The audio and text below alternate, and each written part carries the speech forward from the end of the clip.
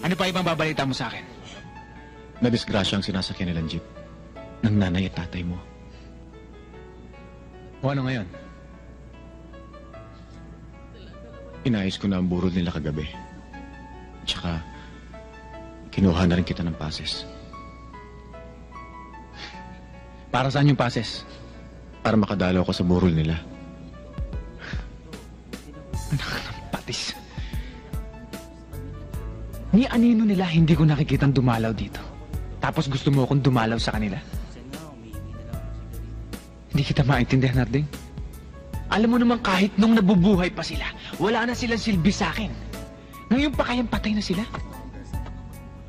Anong mapapala ko kung dadalaw ako sa kanila? Victor, gaano man kasama ang namagitan sa inyo? Ang magulang ay magulang. Ang anak ay anak. May tungkulin kayo sa isa't isa.